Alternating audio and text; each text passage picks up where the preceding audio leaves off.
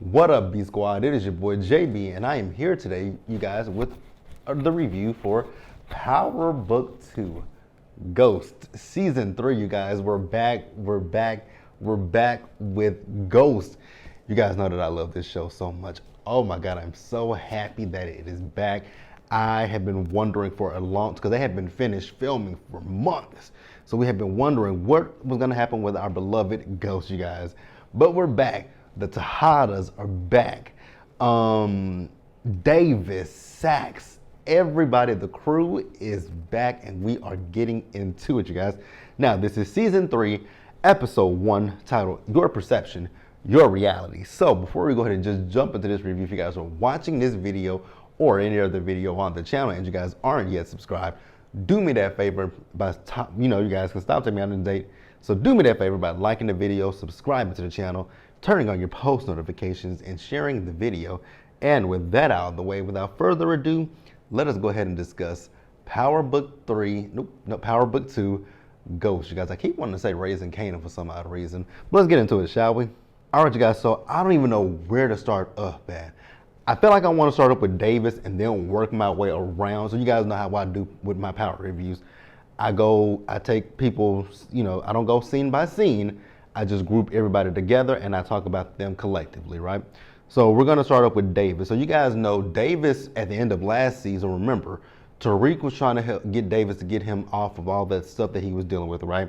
The Lauren situation, the Carrie Milgram stuff, Jabari Reynolds, all that stuff that Tariq was dealing with last season. Remember, y'all know how Davis is. Davis is about, little nigga, if you don't run me my money, it ain't nothing I can do for you, right?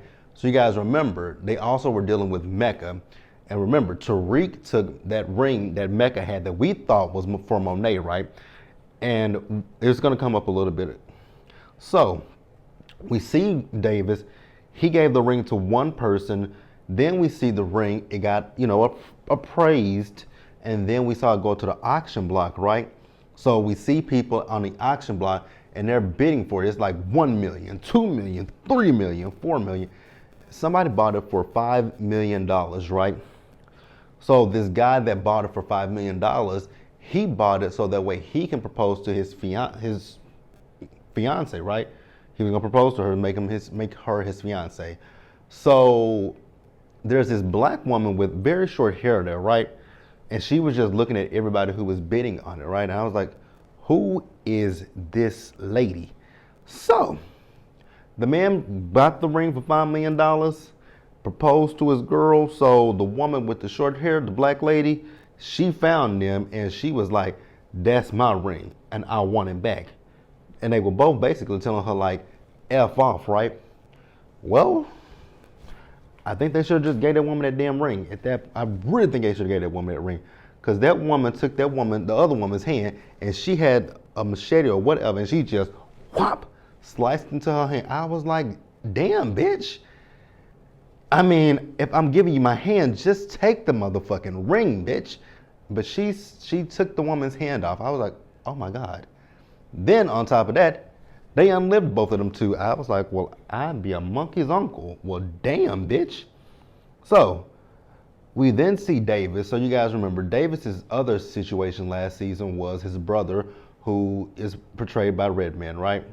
So remember, he's trying to get his brother out of prison, and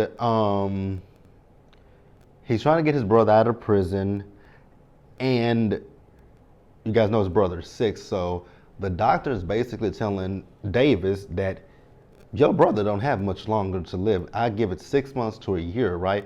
And so Davis is like, well, do you know if there's a trial run for what my brother's going through? He says, well, he does have a friend that is does have a trial product, right? But it's not gonna be beneficial for him to be on this trial if he's still in prison. So Davis is like, you get him on that, and let me deal with getting him out, right? You guys remember last season, Davis enlisted the help of Sax, right? Which I still cannot believe that Cooper Sax is still around like the little turd that he is, right? So after that, we see Davis. So Davis called Sax up, right? And asked him, where are we with, now you guys know, Sax doesn't know that this is Davis's brother. So he's still questioning who is this person, and even Jenny is with him, and Jenny is questioning who is this person, right? So Sachs tells Davis that a lot of the stuff in the documents has been redacted, and Davis says, "Well, unredact that shit, right?" And see, he also tells him to find out who has been, surveillancing Dante Spears' place, right?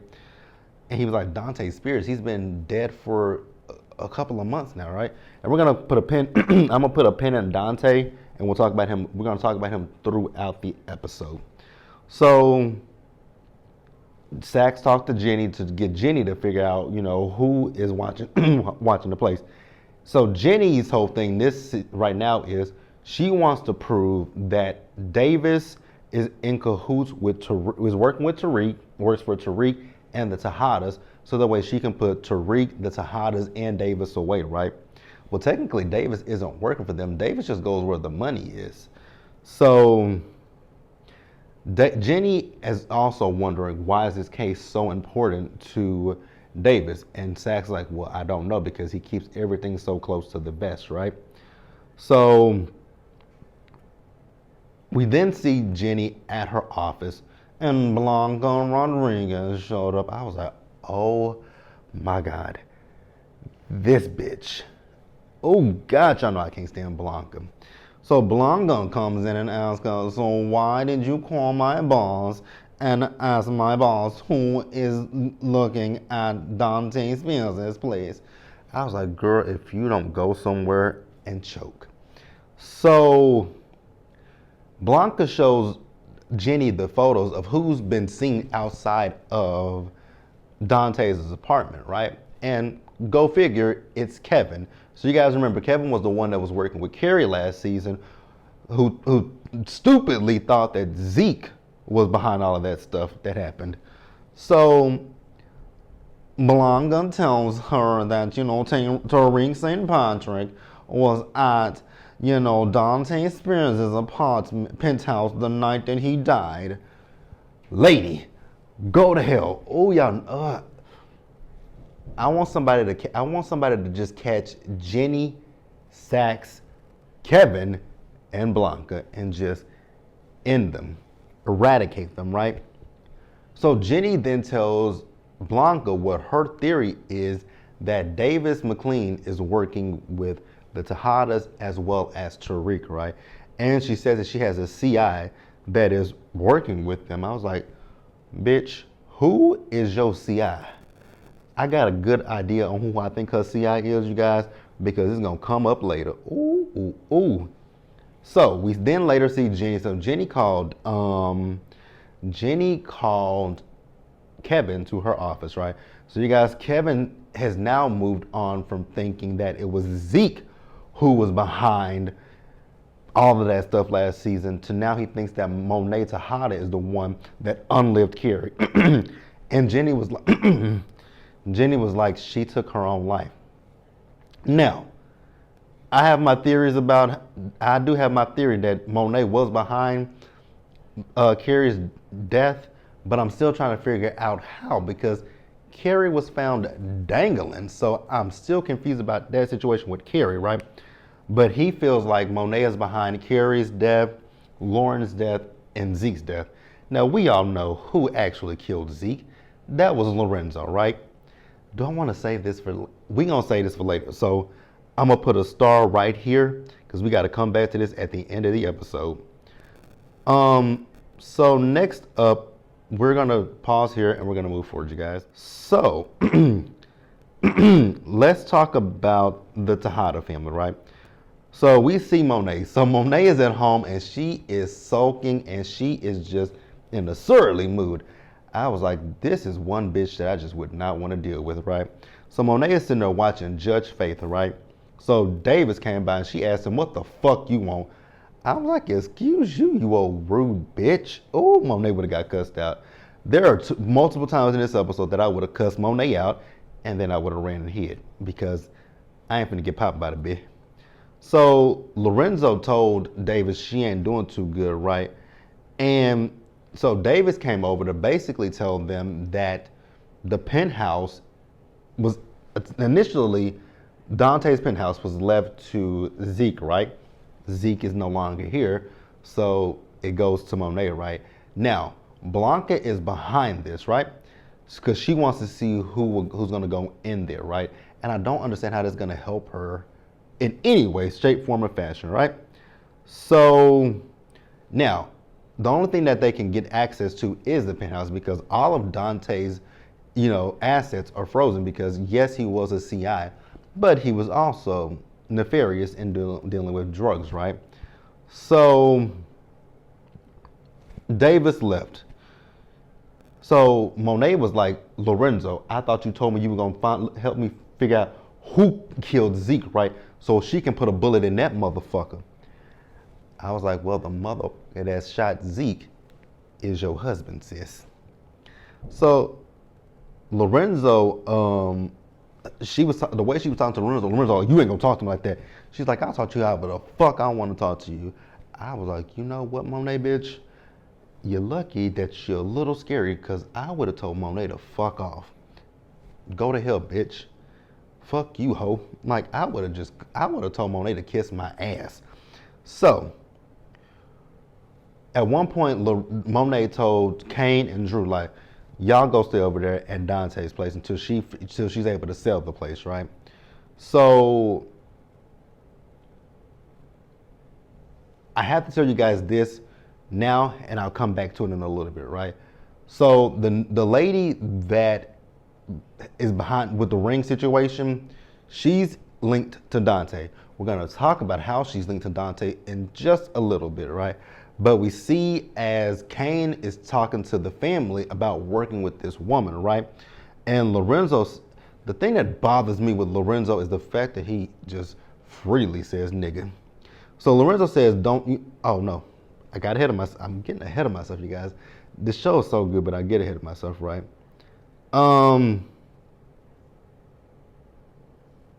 Yeah, so I got ahead of myself. So keep a pin in what I said about the lady, but like I said, we'll talk about it in a minute. So Monet. Diana was bringing her some breakfast, right? Monet didn't want that breakfast, and Diana went back to the kitchen and got in her little feelings. And I'm like, look at her, little girl. You the reason on top of the fact that Kane is part of the problem, so are you, little girl, because you're the reason that everybody knew that Dante and Monet were Zeke's real parents. So your mama still owes you a big mama beatdown for, spilling all the tea at the dinner table last season. Remember when you said, Jesus, Zeke, that ain't your fucking mother. That ain't your fucking auntie. That's your mother. Remember you said that? Remember those words, little girl? Remember those words. But yeah, she in her feelings. I was like, girl, you are something else. So Diana is also in college, right? So she's going to a school called St. John's, right? But you guys know that she wants to go to Stansfield to be closer to Tariq. Well, guess who's granted her wish? Lorenzo. I was like, I still don't trust Lorenzo.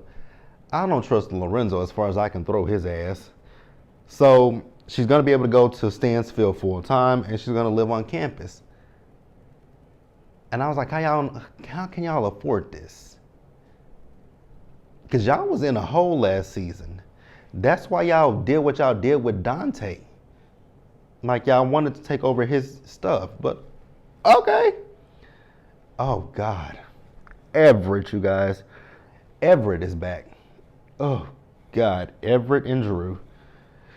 So Everett and Drew went to the penthouse, right? I guess Everett and Drew were gonna have sex until they realized that there was a big party going on there, right?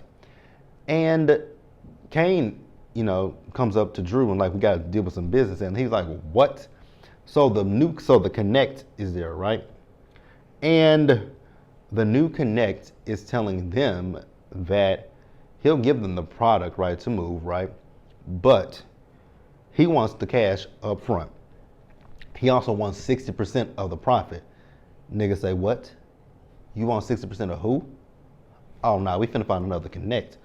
60% of the profit? 60%? Nigga, please.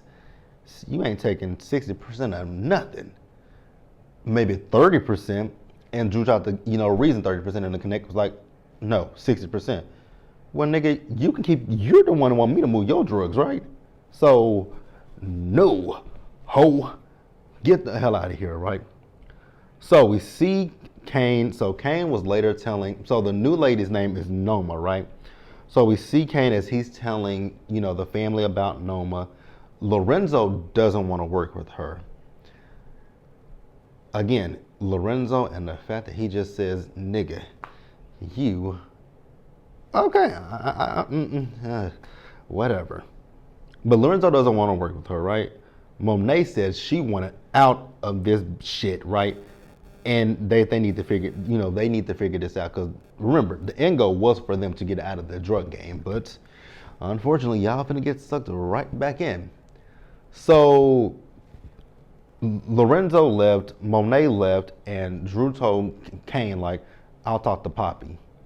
It ain't Poppy you gotta worry about.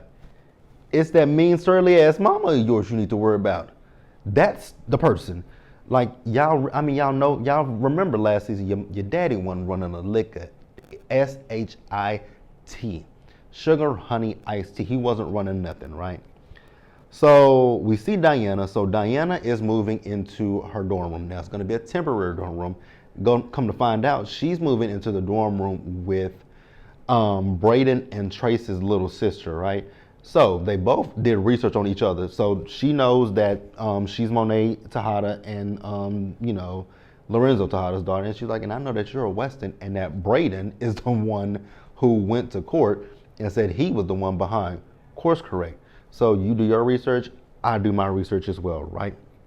So we later see Kane. So Kane pulled up on Effie, right? So Kane is thanking Effie for what he did with Lauren what she did with Lauren, right? And so Kane, I don't know, Kane was trying to work an angle with Effie, because Kane is telling Effie, like, yo, we got some product around here, right? And your boy Tariq trying to keep you out of it. And I was like, Kane just gets on my nerves at times. He really, really does. He really does get on my nerves, right? So Kane got a text message from Braden to meet up, right? So he met up with Braden, and Braden is telling Kane about Bash. Now you guys remember Bash. Bash is Simon Stern's ex-husband, well, his now ex-husband, right? Remember, they got the money from Bash to be able to create, they got the money from Bash with Course Correct, and did they get the money from Bash? I know Bash helped them with making Braden, basically the face of Course Correct, right? I think he was like the CEO or something like that. Remember, that was Bash that helped him with that, right? So Braden wants the help of Kane to take out Bash. And I'm gonna tell you guys about Bash in just a little bit, right? So let's pause here and let's move forward. So Tariq, we actually see Tariq in this episode.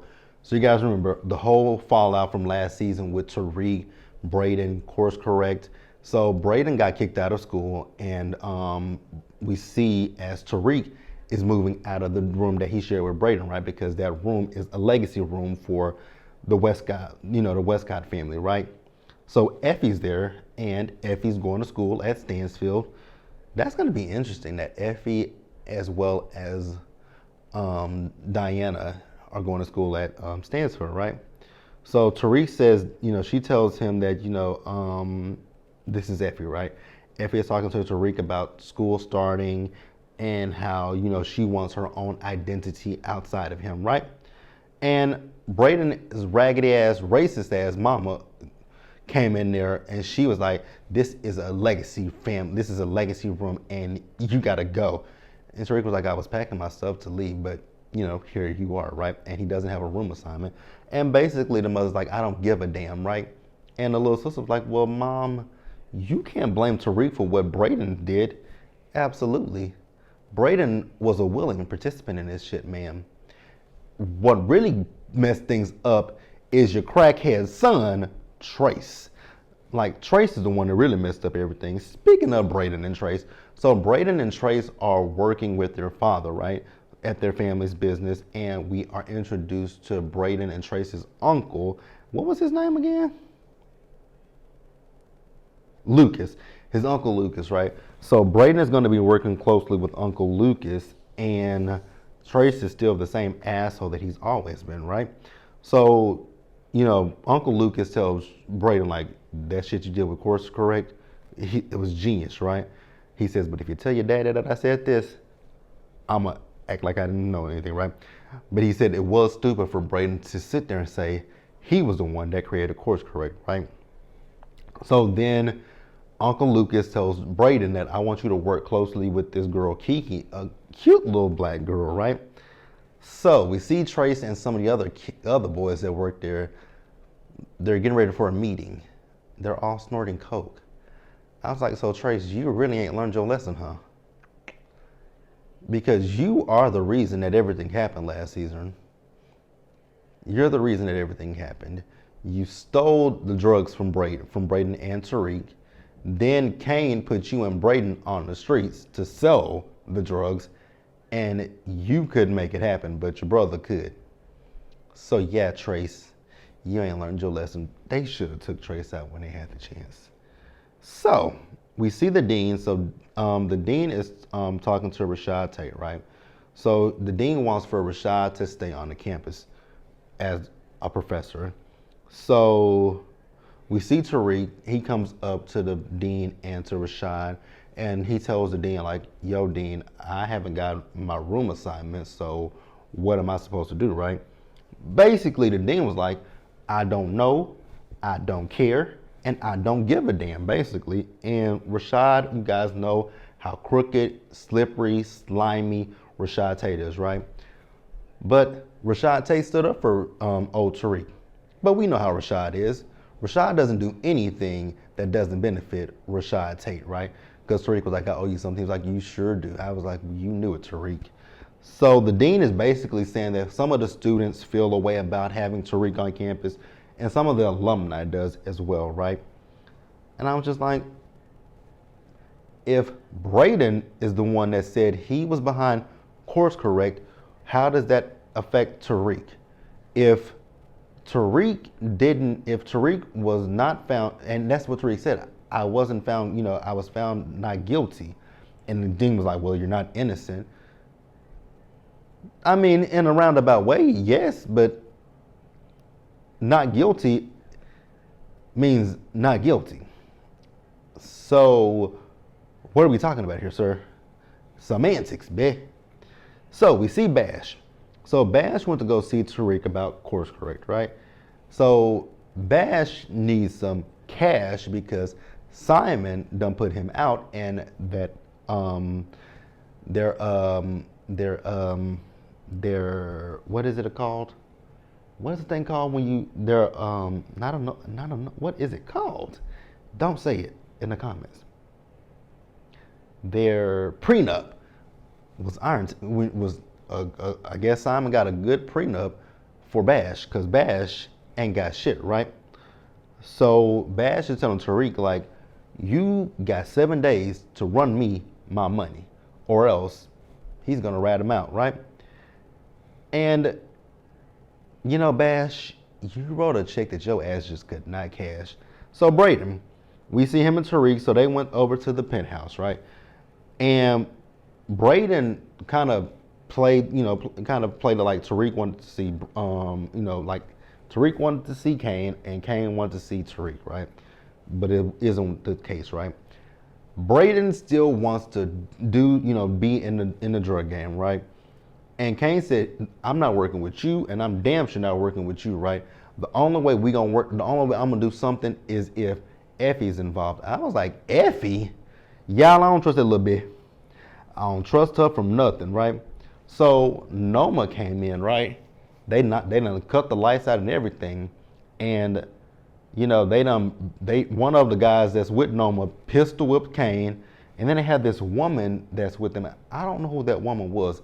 I don't remember her from last season, but they unlived that woman. Just suffice it to say, she's gone, right? So we find out a little bit more about Noma. So Noma tells it, she was going to be Dante's fiance. That ring, it was for her. I was like, girl, I think that ring might have been for Monet and not you, sis. I'm just letting you think that, I'm gonna let you know that right now. Then she says that Dante was her first lieutenant. And she's asking where her drugs at. So Tariq and all of them said that they can move the weight. And she says, okay, I'm gonna give y'all some time to move. I'm gonna give y'all a little bit of time, but not that much time to move that weight. If you don't move the weight, I'm gonna come back and all three of y'all asses are gonna be popped, right? So Noma, she gave them 30 days to prove themselves to her, right? So Tariq, he went back to Davis and, showed him the report about Noma unliving that man and that woman that had her damn ring on. And so Tariq knows that he tried to get rid of it. So Tariq, tells Davis, like, I need you back on retainer. So, he says he got to work for Noma and he needs him on standby, right? Meanwhile, nosy ass Sax was ear hustling. I'm like, if you don't take your raggedy ass on somewhere, right? Then that's when Tariq told him that somebody had been watching Dante's place, right? Because it's a lot of weird shit going on. So we see Tariq. So just about everybody is back, right? Bruchandria is back. We got a new guy. So we got a new teacher, right? Her name is Professor Bennett, and I think her first name is Harper, right? She is portrayed by, I forget what the woman's name is, but she played Monica on Girlfriends, right? So she's in class and she's, talking to the students, right? And typically, it's kind of how like the class was with Carrie and with Jabari. I wonder if they're gonna do it like they did last season, when every lesson that Tariq then was talking about played into the episode. We also met her TA. His name is Salem. Salim, not Salem. Salim. My bad, you guys. So, also in this class is Diana and Effie, right? So they were talking about, basically people's appearance, like perceptions and reality of what is and what isn't, right? Because they were talking about, because also Braden's little sister's in the class too. They were basically talking about, like how Tariq was found guilty, but people still look at him, he was found not guilty, but people still look at him as if he's guilty. Kind of how Zeke died before his name was cleared, right? So that gave Diana an idea. So she's gonna try to clear Zeke's name, right? So we see Tariq. So Tariq went to go see Bash. So Tariq is telling Bash, like, yo, I need your help in washing this money, basically, right? And Bash was like, Simon told me about your daddy, and this is where I said Bash wrote a check that his ass just could not cash, right? I mean, Bash was gonna meet his maker either way it went, right? Because Braden went to Kane to help him take out Bash. Kane said, I'm not taking out Bash, you doing it, right? So then they go to the apartment. Bash was eating something, right? When he said that you like your daddy, and that basically if you don't do what I say, I'm gonna turn your ass in. Tariq told him to shut the up, and he stabbed Bash, and Bash is no longer with us. Bash is dashed, so to speak, right?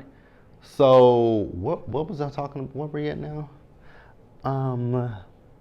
Oh yeah, so they wrapped Bash's body up to get Bash out of that get out of that room. So then we see this memorial for Zeke, right?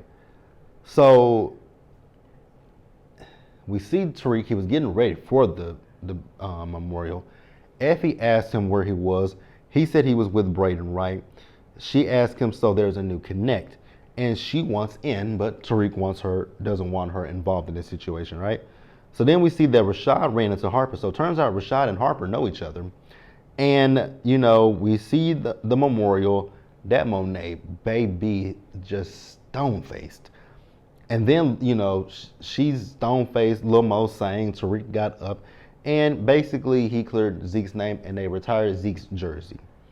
So, The end of the episode, we see Tariq, Kane, was Effie with them? Yeah, Tariq, Kane, Effie. Yep, it was Tariq, Kane, Braden, and Effie, right? They went to go meet up with the Connect. Effie wants to know, why are you involved in the Tejadas? Girl, I trust the Tejadas a lot more than I trust you right about now, bitch. Just saying, right? So the Connect showed them all the drugs. And remember, they got 30 days to sell this shit. I was like, how are y'all gonna move a warehouse full of drugs? It is gonna be interesting, right? So that's the end of the episode, right? But child, let's really end it with a bang. So, Jenny, this raggedy bitch. Remember, I told you guys, Jenny says she has a CI, right, that is infiltrating them. I'm believing that this CI is that little bitch Effie, right? Because Lauren Baldwin is still alive. Lauren ain't dead. And remember, last season, the last person who saw Lauren was Effie. Remember, Braden was gonna get Lauren out of town, right? Remember, Effie pulled up behind them, punched Lauren, put Lauren in the trunk, right? Why is Lauren still alive? Effie, you look, something ain't right with that little bitch. Something ain't right with Effie. Mark my words. But that was it, you guys. I'm sorry, you guys, if it was all over the place. We're back, so you guys know how I do my reviews. So it was just me trying to remember everything that happened in this episode, and it did air on Friday, and it is Sunday. But let me know what you guys thought about the episode in the comment section below. Subscribe to the channel, turn on your post notifications, share the video, and until the next time, you guys stay safe out there, take care of yourselves, wash your hands, be blessed, and I'll see you guys in the next one. Bye, guys.